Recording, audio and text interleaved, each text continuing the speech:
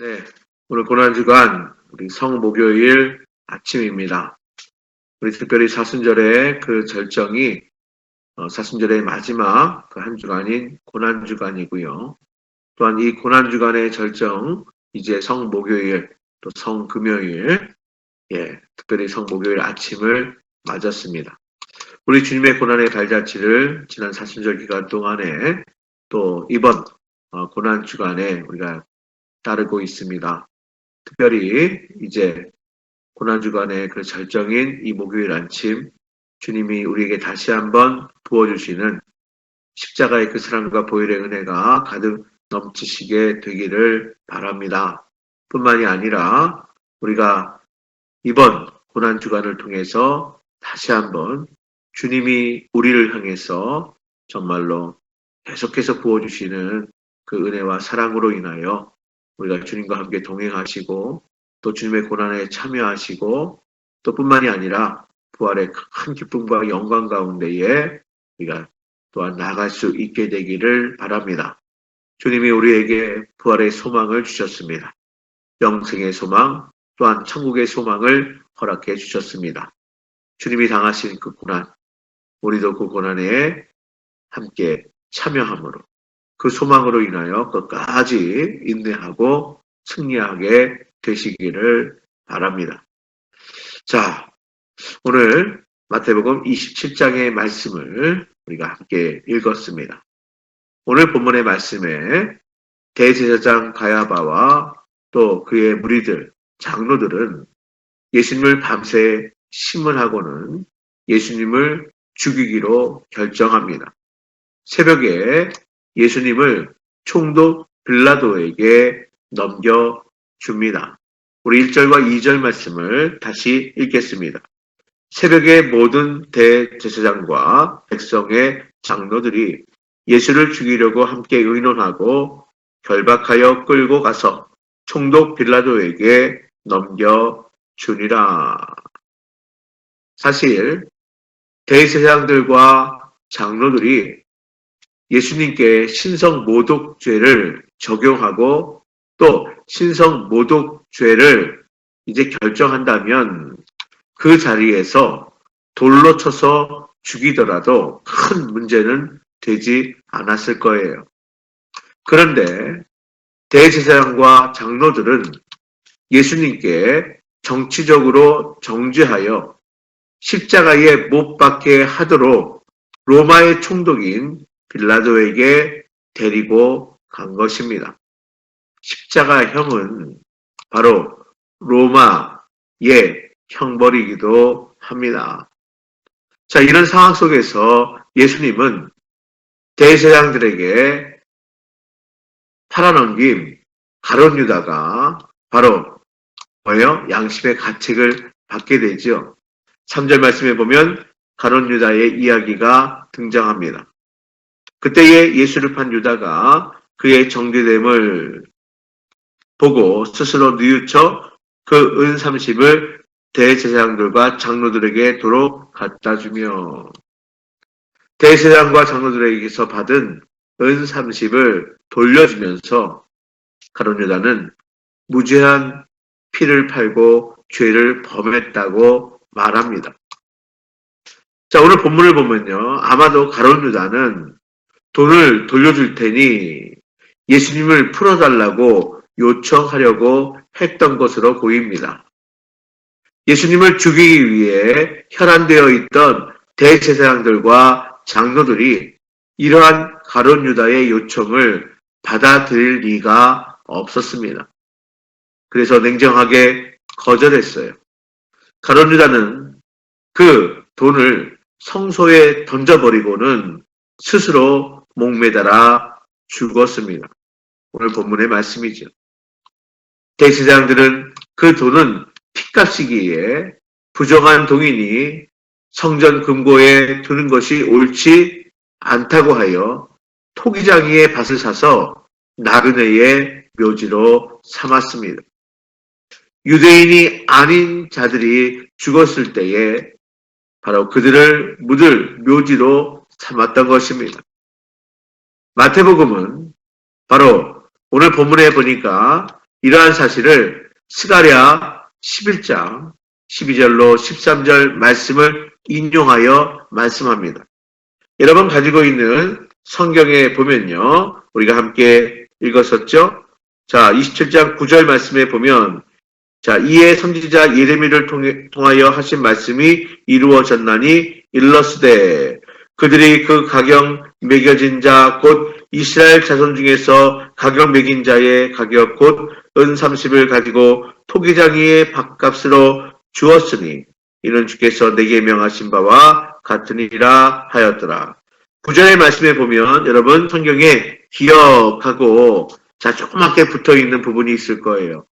자, 줄을 달아놨는데요. 그 개역, 성경 밑에 보면 스가랴 11장 12절, 13절 이렇게 표시되어 있어요.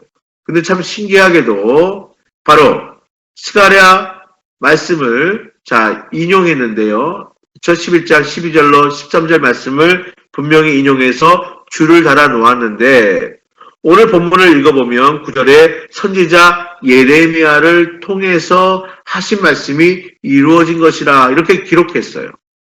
아니 주는 스가랴의 기록인데 왜 예레미야를 통해서 하신 말씀이라고 기록한 것인지에 대해서는 많은 논란이 있습니다. 예레미야 18장, 19장, 그리고 32장에 나오는 토기장이와 관련된 말씀과 스가랴의 말씀을 통합하여 예레미야의 말씀으로 기록했을 것이라는 견해가 많습니다. 자, 어쨌거나 여기서도 중요한 것은 무엇입니까? 구약의 선지자들을 통해서 하신 예언의 말씀이 예수님께서 대속사역을 이루시는 과정에서 그대로 성취되고 있다는 것을 우리에게 가르쳐주고 있는 것입니다. 예. 자, 스가랴 말씀을 인용하고 그리고 기록에는 예레미야를 통해서 하신 말씀이 이루어진 것이다. 이렇게 스가랴 선지서 그리고 예레미야서를 통해서 자, 인용하지만 자, 그 이유를 우리가 잘 알 수는 없지만 확실한 것은 바로 구약의 선지자를 통해서 하나님께서 이미 예언한 말씀이 예수님을 통해서 우리를 향한 대속의 사역, 구원의 사역이 그대로 이루어지고 있다 하는 것을 보여주고 있는 것입니다. 그렇습니다. 하나님께서는 이토록 철저하게 계획하셔서 예수님을 통해 우리를 구원하시려는 구속 사역을 이루시고 있음을 보여주고 있습니다. 예수님께서 은 30에 팔려가시고 십자가에서 죽게 되는 것은 결코 우연히 이루어진 사건이 아닙니다. 하나님께서 우리를 구원하시기 위해 치밀하게 계획하셔서 예수 그리스도를 통해 이루신 하나님의 역사임을 우리는 오늘 본문의 말씀을 통해서도 분명히 알 수가 있습니다. 자, 이제 가룟 유다는 뉘우치긴 했지만 회개하지 않고 스스로 목숨을 끊었다는 것이 참 안타까운 일입니다.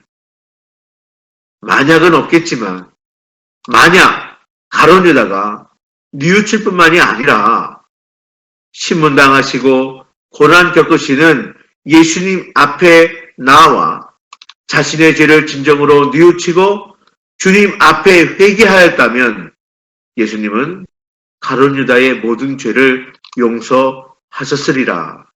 우리는 분명히 믿습니다. 물론 가룟 유다는 주님 앞에 나와 회개하고 평생을 예수님을 팔아넘겨서 예수님께서 죽임 당하시게 되었다는 것이 그의 마음에 걸렸겠지만 주님은 사흘 후에 부활하셨기 때문에 가룟 유다가 주님을 위한 사역자로 평생 섬기면서 자기가 행한 어리석음을 상쇄할 수 있는 삶을 살아갈 수 있도록 하셨을 거예요. 그러나 가룟 유다는 자기의 잘못에 대해서 뉘우치기만 했을 뿐입니다. 회개로 나가지 못했습니다. 주님 앞에 용서를 구하지도 않았고 회개하지도 않았기에 비참한 죽음으로 끝맺을 수밖에 없었다는 것은 참으로 안타까운 일입니다. 예수님의 다른 제자들도 예수님을 버리고 뿔뿔이 흩어졌습니다. 베드로는 저주까지 하면서 예수님을 3번씩이나 강하게 부인했습니다. 그러나 부활하신 예수님은 이들을 다시 회복시키시고 주님의 귀한 일꾼으로 사용하셨습니다. 사도 바울도 교회와 예수 믿는 사람들을 핍박하고 악착같이 찾아내어 잡아 죽이던 자였습니다. 그러나 부활하신 예수님이 찾아가서 만나주신 후에 이방인들을 위한 복음의 귀한 일꾼으로 주님은 사용하셨습니다. 성도 여러분, 그렇습니다. 우리 주님 앞에 돌아오기만 한다면, 주님 앞에 뉘우침을 넘어 회개하고 돌이키기만 한다면 주님께서는 우리를 다시 회복시켜 하나님의 일꾼으로 삼아 주님의 귀한 사역을 감당하게 하실 것입니다. 말씀을 정리합니다. 우리는 참 연약한 자들입니다. 자꾸 실수하고 자주 넘어지는 자들입니다. 그러나 주님 앞에 다시 돌아와 주님 앞에 자신을 드리면 주님은 우리의 연약함에도 불구하고 우리를 회복시켜 주님의 일꾼으로 사용하실 것입니다. 자주 넘어지지만 자주 주님 앞에 돌아와 넘어질 때마다 그때마다 주님 앞에 돌아와 주님께 자신을 드리는 것이 필요합니다. 자, 이제 우리는 어떻게 해야 될까요? 우리가 넘어지고 다시 그때마다 주님 앞에 돌아와 우리 자신을 주님께 드리고 또 넘어지면 또 그때 주님 앞에 돌아와 회개하고 주님께 자신을 드리면 우리 같은 연약한 자들도 하나님께서 멋지게 쓰실 줄 믿습니다. 오늘 성목요일 우리가 다시 한번 말씀을 붙들고 정말 뉘우침을 넘어 회개로 나아가 주님 앞에 돌아와 주님 앞에 쓰임받는 복된 참으로 멋진 성도님들 다 될 수 있기를 주님의 이름으로 축복합니다.